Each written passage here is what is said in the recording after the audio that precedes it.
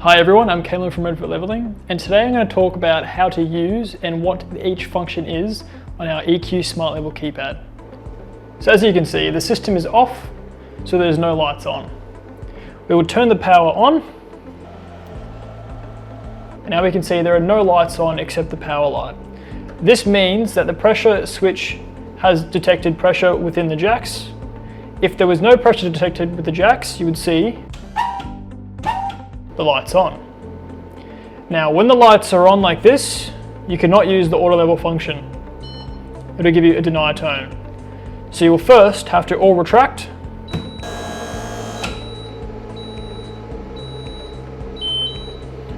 It did the retract process, and as you saw as it's operating, the red light on the operating section will turn on as well.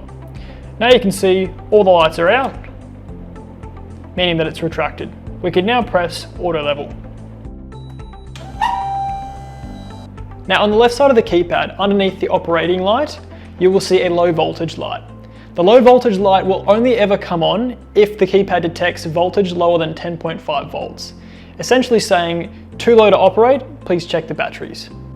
Now in some cases, if the batteries cut out or the voltage drops low enough, the keypad will just reset and you won't get the low voltage warning. So that's something to look out for if you're having issues with power. Now below the low voltage light, we have another light saying excess slope. An excess slope light will come on if during an auto level operation, it cannot reach the desired level.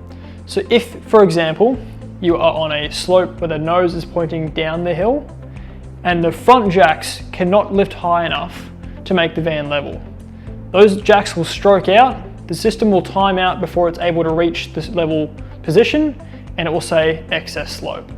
Now the best way to deal with excess slope is to get some blocks and put them under the lowest part of the vehicle. This will help it lift it up so you can avoid having that warning.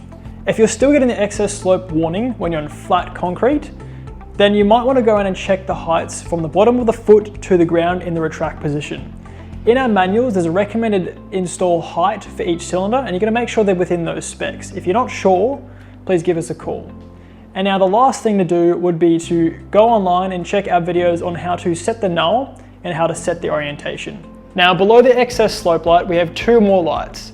The first one being ignition on and the second one being engage park brake. The engage park brake alarm and ignition on alarm are a safety feature designed that if the jacks are deployed and you have the handbrake down and ignition on, the jacks will automatically retract to make sure you don't drive off with them deployed. Now with the older style controllers, if you have an older system, you will notice that the engage park brake works separately to the ignition on, where on the new controllers, they work together. So what this means is on the older style controller, if you have the handbrake down, the handbrake light will come on and the alarm will go off. Then if you have the ignition on, the ignition light will come on and the alarm will go off. And if you do them all together, both the handbrake off and the ignition on, you will see the system will alarm and all retract. On the new systems, if you just have the handbrake down, the system won't alarm. But if you have the handbrake down and the ignition on, you will get both lights on, an alarm, and they will all retract. And that is all. Hopefully you got a better understanding of the functionality of our keypads. Enjoy back next time for some more tips and tricks.